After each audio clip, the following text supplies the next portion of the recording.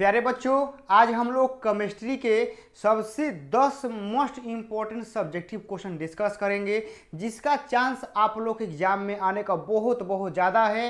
तो आप लोगों को बस ये करना है ना कि जो हम अभी आप लोगों को प्रोवाइड करेंगे क्वेश्चन, आप लोगों को ये वीडियो देखने के साथ साथ आप लोग यदि लिखना चाहते हैं तो आप लोग लिख भी सकते हैं और आप लोग एक के रिवाइज करेंगे और आप लोग के यही क्वेश्चन आप लोगों के एग्जाम में आएंगे। और केमिस्ट्री से डरना नहीं है, उसके साथ डट कर खड़ा होना है और सीखना है, समझना है। तो ये 10 सब्जेक्टिव क्वेश्चन जो कि आपके लिए बहुत फायदेमंद होंगे। तो चलिए हम ऐसे आप लोगों के लिए इस क्वेश्चन को डिस्कस करते हैं और आप लोगों से उम्मीद है कि आप लोग भी सीखेंगे और इस वीडियो को अपने दोस्तों के पास शेयर करेंगे ताकि वो भी इस वीडियो का फायदा उठा पाए। तो हम जल्दी से यहाँ से अपने क्लास को स्टार्ट करते हैं। तब तक आप वीडियो को शेयर कर दीजिए, लाइक कर दीजिए और नए होंगे तो आप लोग सब्सक्राइब कर दीजिए और डेली बेसिस पर आप लोग का यह क्लास ऐसे ही आते रहेगा।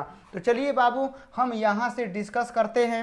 आप लोग देखिए, क्वेश्चन नंबर 1 है, बोला है बिलियन को परिभाषित करें, यानी बिलियन क्या होता है। तो आप लोग को हम समझाते हैं। बिलियन वैसे पदार्थ को कहते हैं जिसमें विलय होता है, विलायक होता है। यानी बिलियन कहे का मतलब ये होला कि जैसे पानी हो गई, चीनी हो गई, तो पानी चीनी के मिला दिला जा तो वो जौन मिश्रण तैयार भइल ओकरा के बिलियन हम लोग कहते हैं। यानी आप लोग समझ गए ना, यानी जिसकी मात्रा ज़्यादा है ओकरा के विलायक कहते हैं, जिसकी मात्रा कम है ओकरा के विलय कहते हैं। तो बिलियन में दो गो कण होता है, एगो विलायक आ एगो विलय। जौना के मात्रा ज़्यादा होगा ओकरा के विलायक, जौना के मात्रा कम होगा ओकरा के विलय।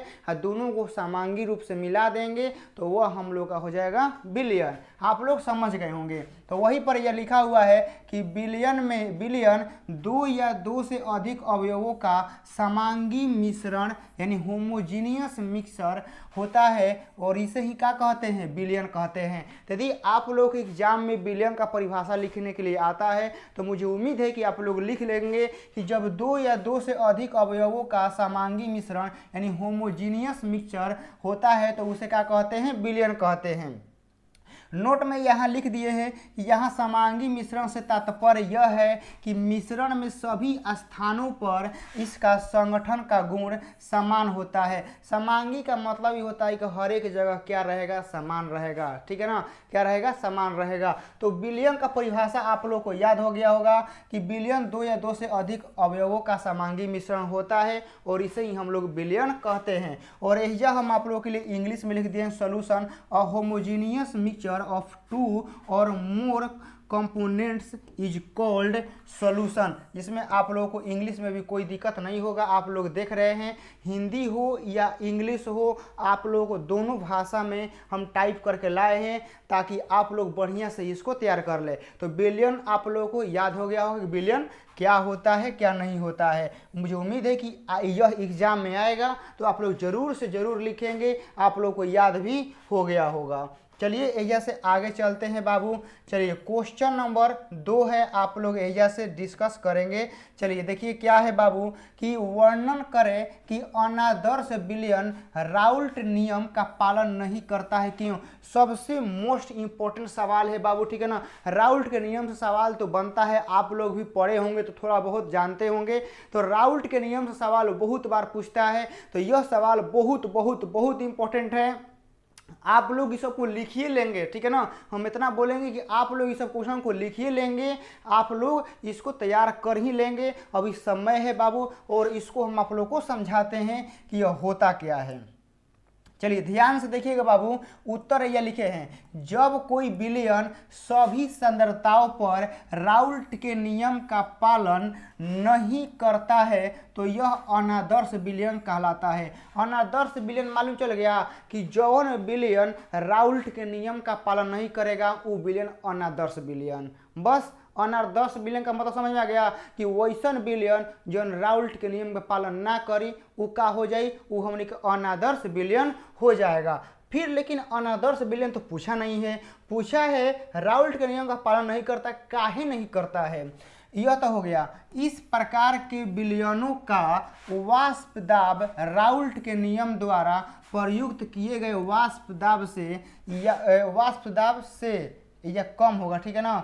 वाष्प दाब से कम या तो अधिक होता है या कम, अच्छा सॉरी यहाँ लिखा गया है वाष्प दाब से अधिक होता है या कम होता है, यानी अनादर्श विलयन जो होता है ना उसका वाष्प दाब जो होता है ना राउल्ट के नियम से या तो कम होता है या तो ज़्यादा होता है। इसी वजह से अनादर्श विलयन जो होता है ना वह राउल्ट के नियम का पालन नहीं करता है। मेन रीजन आप लोगों के सामने है, ठीक है ना, कि अनादर्श विलयन राउल्ट के नियम का पालन नहीं करता है। क्यों नहीं करता है मालूम चल गया ना, क्योंकि राउल्ट के नियम के द्वारा जो वाष्प दाब होता है वगैरह से अनादर्श विलयन का वाष्प दाब कम या ज़्यादा होता है, जिसके वजह से ये हम लोग कह सकते हैं कि अनादर्श विलयन राउल्ट के नियम का पालन नहीं करता है। ये आप लोग का आंसर हो गया। और ये आप लोगों को इंग्लिश में भी लिखे हैं कि when a solution does not obey Raoult's law at all concentration then it's called an ideal solution.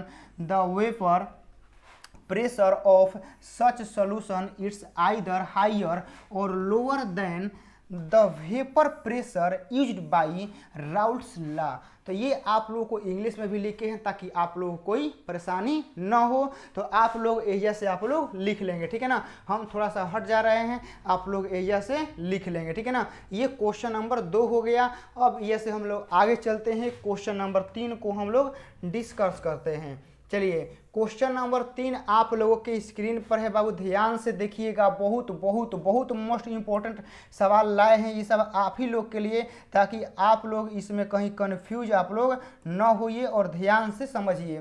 बोला है कुछ पदार्थों की घुलनशीलता ऊष्मा छेपी है, ठीक है, तथा कुछ के लिए ऊष्मा शोषी है, क्यों। मतलब कुछ पदार्थों के लिए जो घुलनशीलता है वह ऊष्मा छेपी है और कुछ के लिए ऊष्मा शोषी है, आखिर क्यों, ये समझना जरूरी है। क्यों आखिर है, ध्यान से समझिएगा बाबू। यदि विलयन में विलय विलायक में मध्य आकर्षण बल अधिक है, ठीक है ना, तब ऊष्मा उत्पन्न होती है और घुलनशीलता प्रक्रम ऊष्मा शोषी है। यानी कहने का मतलब है कि यदि विलय और विलायक के मध्य आकर्षण बल अधिक होगा, ठीक है ना, क्या होगा, आकर्षण बल अधिक होगा तो उसमें क्या होगा, ऊष्मा उत्पन्न होगा इस केस में, ठीक है ना। यानी विलय और विलायक के बीच आकर्षण बल अधिक होगा तो अधिक होने से उसमें ऊष्मा उत्पन्न होगा और वह घुलनशीलता प्रक्रम क्या कहलाएगा, ऊष्मा शोषी कहलाएगा। समझ गए ना, क्या कहलाएगा, ऊष्मा शोषी कहलाएगा।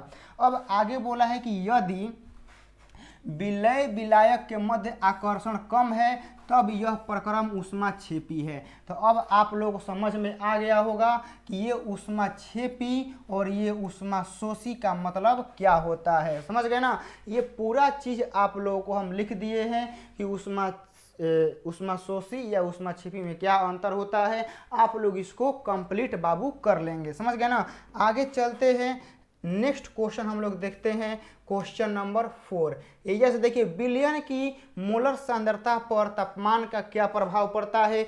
ये एक नंबरिया में भी बहुत बार सवाल बनता है बाबू, ठीक है ना। ये जो होता है एक नंबरिया में भी क्या होता है, बहुत बार ये सवाल बनता है कि ताप पर कौन डिपेंड करता है, या मोलरता करता है कि मोलरता करता है, कौन करता है। बहुत प्रकार के ये सब क्वेश्चन बनते हैं, तो आप लोगों को बहुत बारीकी से समझना होगा। देखिए ये बोला है कि विलयन की मोलर सांद्रण पर तापमान पर क्या प्रभाव है, इन तापमान से इस पर क्या असर पड़ता है। तो देखिए आंसर में यह क्या लिखा हुआ है कि ताप बढ़ाने पर विलयन की मोलरता घट जाती है। यानी ताप बढ़ाइएगा ना तो विलयन की मोलरता घट जाएगी। यानी इसका मतलब कि मोलरता जो होता है वह ताप पर डिपेंड करता है। एगो सवाल एजे से तैयार हो गया, ठीक है ना। एक नंबर ये एजे से पूछ देगा कि ताप बढ़ाने से मोलरता क्या होता है, तो घट जाता है।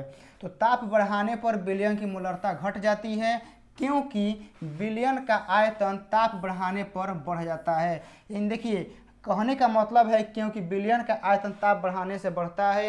यानी आप लोग जब ताप बढ़ाइएगा तो विलयन का आयतन बढ़ेगा और आयतन बढ़ेगा तो मोलरता कम हो जाएगा। तो यही क्या होता है कि मोलर सांद्रण पर ताप का प्रभाव पड़ता है। तो यहाँ लिखा गया है कि on increasing the temperature the molarity of the solution decrease because the volume of the solution increase with increase temperature. In temperature को इंक्रीज करेंगे तो हम लोग का वॉल्यूम भी इंक्रीज हो जाएगा, और जब वॉल्यूम इंक्रीज होगा तो हम लोग का मोलरिटी डिक्रीज कर जाएगा। और इस क्वेश्चन का आप लोग का आंसर था। तो 4 नंबर भी हम लोग का कंप्लीट हो गया है। आगे चलते हैं 5 नंबर, अणुसंख्य गुणधर्म क्या है। सबसे मोस्ट इंपॉर्टेंट सवाल है बाबू, अणुसंख्य गुणधर्म क्या है। इससे बहुत बार सवाल बनता है, 1 नंबरिया हो जाए, 2 नंबरिया हो जाए। आप लोग प्रीवियस ईयर में उठा के देखेंगे कि सवाल भर भर के आप लोगों से पूछता है कि अणुसंख्य गुणधर्म क्या है, उदाहरण सहित समझाएं। तो देखिएगा कि विलयन के वे गुण जो वाष्प दाब की अवनमन से संबंधित है, ये सभी गुण विलयन में उपस्थित कुल कणों की संख्या तथा विलय के कणों की संख्या के अनुपात पर निर्भर करते हैं। ध्यान से समझिएगा कि विलयन के वे गुण जो वाष्प दाब की अवनमन से संबंधित है, समझ गए ना। विलयन का वह गुण जो वाष्प दाब से क्या है, वाष्प दाब के अवनमन से संबंधित है। और ये जितने भी गुण हैं, ठीक है ना, विलयन में उपस्थित कुल कणों की संख्या तथा विलय की संख्या के अनुपात पर निर्भर करते हैं, न कि विलय की कणों की प्रकृति पर। ये विलय की कणों की प्रकृति पर डिपेंड नहीं करते हैं कि विलय में जो कण है वह धनायन है, ऋणायन है, क्या है क्या नहीं, उस पर डिपेंड नहीं करता है। उसमें सिर्फ विलय के कणों की संख्या पर डिपेंड करता है। ऐसे गुणों को अणुसंख्य गुणधर्म कहते हैं। अणुसंख्य गुणधर्म संख्या में 4 हैं। आप लोगों से पूछता है कि अणुसंख्य गुणधर्म कितने हैं, तो बताना है 4 गो होता है। कौन कौन होता है, देखिए, वाष्प दाब का अपेक्षिक अवनमन पहला, क्वथनांक का उन्नयन, हिमांक का अवनमन और प्रासरण दाब। ये ऑब्जेक्टिव में बहुत बार पूछता है कि अणुसंख्य गुणधर्म कै गो होता है, 4 गो। वाष्प दाब का अपेक्षिक अवनमन, क्वथनांक का उन्नयन, हिमांक का अवनमन और प्रासरण दाब, यही क्या होता है, यही 4 गो बाबू आप लोगों का होता है। चलिए तब एहिजा से हमने के क्या करते हैं, आगे बढ़ते हैं। चलिए, ये आप लोग का इंग्लिश है, आप लोग क्या करेंगे, नोट कर लेंगे। चलिए अब 6 नंबर में आता है आप लोगों का प्रासरण दाब को परिभाषित करें, यानी प्रासरण दाब क्या है। तो आप लोग ध्यान से समझेंगे कि उच्च सांद्रता वाले विलयन पर लगाया गया वह बाह्य दाब जो विलायक के अणुओं का प्रवाह है अर्धपारगम झिल्ली से रोक दे, तो उसे प्रासरण दाब यानी ऑस्मोटिक प्रेशर कहते हैं। ऑस्मोटिक प्रेशर समझ में आ गया, यानी अर्धपारगम झिल्ली से जो विलायक के कण पार करते हैं, तो हम बाह्य दाब इतना आरोपित करेंगे ना, ताकि वह जो विलायक के कण है वह अर्धपारगम झिल्ली से न जाए, रुक जाए। तो वह जो प्रेशर हम आरोपित करेंगे बहरी से, वही प्रेशर आप लोगों का प्रासरण दाब होगा। अर्धपारगम झिल्ली जानते हैं क्या होता है, कभी चाय बनाए हैं, चाय आप लोग, तो चाय आप लोग बनाते हैं तो क्या करते हैं, चछनी जो होता है जना में चाय ढारते हैं, जो मोटा मोटा कण रहता है ऊपर रहता है, तो जो चाय चछनी होता है ना, जो जिसमें चाय छानते हैं, तो वही आपका अर्धपारगम झिल्ली होता है। समझ गए ना। चाय समझ लीजिए कि विलायक का क्या होता है, कण होता है। तो हम इतना प्रेशर देंगे कि चाय प्रवाहित नहीं होगा उस चछनी से, तो वह जो प्रेशर हम देंगे वही प्रेशर क्या होगा, प्रासरण दाब होगा। समझ गए, जो कि आप लोग का एक फॉर्मूला है पाई बराबर CRT। सी यहाँ पर आप लोग देख सकते हैं कि सांद्रता है, R गैस स्थिरांक है, और यहाँ से आप लोग का सब चीज़ लिखा गया है। इसमें किसी भी प्रकार का कोई प्रॉब्लम नहीं होना चाहिए। चलिए ये आप लोग का हो गया है। चलिए हेनरी का नियम, इस असुरा हेनरी का नियम इतना बढ़िया है, क्या बताएं कि हर एक साल पूछ ही लेता है। समझ गए ना। हेनरी का नियम जो होता है प्रत्येक बार पूछ ही लेता है। हेनरी के नियम का नियतांक Kh का महत्व क्या है, यानी साफ साफ कहने का मतलब कि हेनरी का नियम क्या है, चाहे इसका महत्व क्या है, मेन बात वही है। चलिए समझते हैं। किसी गैस के हेनरी के नियम का नियतांक Kh का मान जितना ही अधिक होगा उसकी विलयता उतना ही कम होगी। जैसे ही ताप बढ़ता है गैस की विलयता घटने लगती है। तो आप लोग समझ में आ गया कि हेनरी के नियम का क्या महत्व है, यानी किसी गैस के हेनरी का नियम का नियतांक KH, ठीक है ना। ये जो KH होता है ऐसे नहीं होता है, देखिए ये कैपिटल K होगा, H नीचे होता है। समझ गए ना, ये ऊपर लिखा गया है, H नीचे होता है। के एच का मान देखिए, यानी हेनरी के नियम में जो नियतांक होता है के एच, तो के एच का मान जितना ही अधिक करेंगे, जितना हाई करेंगे, उसकी जो विलेयता होगी, विलेयता जो होगी उतनी ही बाबू कम हो जाएगी। यानी विलेयता क्या होगी, कम हो जाएगी। यानी जैसे ही ताप बढ़ता है गैस की विलेयता घटने लगती है। तो यही तो हमारा हेनरी के नियम का महत्व है, और ये आप लोग का इंग्लिश में लिखा गया है, और यहाँ से आप लोग कंटिन्यू कर लेंगे, यहाँ से आप लोग लिख लेंगे। चलिए आगे चलते हैं। क्वेश्चन नंबर 8, यहाँ से आप लोग समझेंगे कि एक घोल के लिए राउल्ट के नियम को लिखें। एक घोल के लिए भाई, एक घोल के लिए चाहे चार घोल के लिए, राउल्ट का नियम होता है। चलिए, किसी ताप पर वाष्पशील द्रवों के विलयन के लिए विलयन में प्रत्येक अवयव का आंशिक वाष्प दाब उस शुद्ध अवयव के वाष्प दाब और इसके मोल अंश यानी अणु अंश के गुणनफल के बराबर होता है। यानी कहने का मतलब है ना कि जो राउल्ट का नियम होता है, राउल्ट का नियम, तो ओकरा में जौन आंशिक अवयव रहेगा ओकर, ठीक है ना, ओकरा में जौन शुद्ध रहेगा ओकर गुणनफल के बराबर होता है। जो कि लिखा गया है कि किसी ताप पर, मतलब एनी टेम्परेचर, वाष्पशील द्रवों के विलयन के लिए विलयन में प्रत्येक अवयव का आंशिक वाष्प दाब, यानी जितना भी ओकरा में अवयव रहेगा प्रत्येक का हम लोग छोटा छोटा अंश लेंगे, ठीक है ना। मान लीजिए कि बिलियन होता है तो ओकरा में 2 गो 4 गो अवयव मिल के ना बिलियन बनाता है, तो ओकरा में जिसका भी निकालना होगा ओकर हम लोग अंश लेंगे। एवं शुद्ध अवयव के वाष्प दाब और इसके मूल अंश के गुणनफल को का सॉरी ये को होगा, ठीक है ना, को होगा गुणनफल, सॉरी के सही है, गुणनफल के क्या होता है, बराबर होता है। तो आप लोग अभी नहीं समझे होंगे, आप लोगों को फार्मूला हम दिखाते हैं, फार्मूला से आप लोग समझ गए होंगे, तो आप लोग इसको लिख लीजिए, ठीक है ना। चलिए फार्मूला शायद ये नहीं है, अगला में आएगा, ठीक है ना, अगला में आप लोगों को हम फार्मूला दिखाएंगे।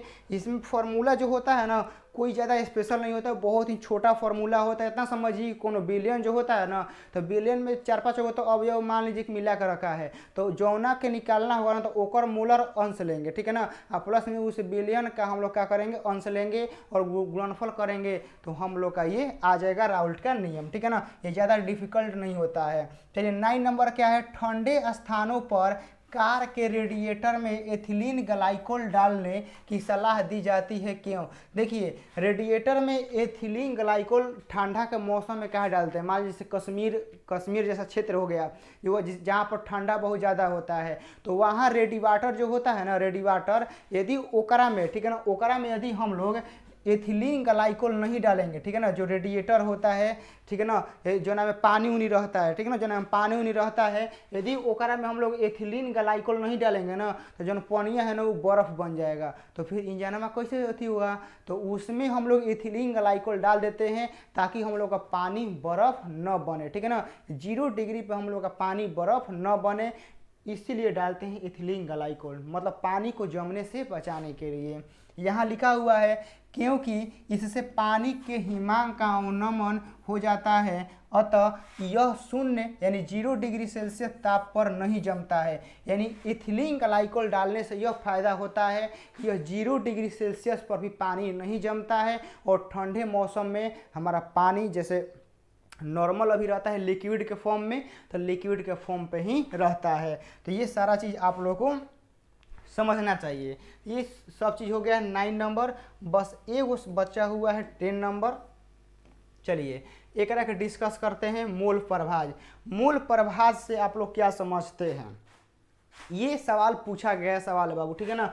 मूल प्रभाज से आप क्या समझते हैं, what do you understand by mole deviation, ठीक है ना। चलिए तो उत्तर में देखिए, मूल प्रभाज जो होता है क्या होता है, बिलियन के एक अवयव, ठीक है ना, बिलियन में तो 5-6 गो अवयव रहेगा, चाहे 2 गो से तो ज़्यादा रहेगा, 2 गो रहेगा चाहे 2 गो से तो ज़्यादा रहेगा, तो ओकरा में से 1 गो अवयव लेंगे, तो एक अवयव के मूल, ठीक है ना, एक अवयव के मूल लेंगे, एवं कुल मोलों का सरल अनुपात को कहा जाता है मोल प्रभाज।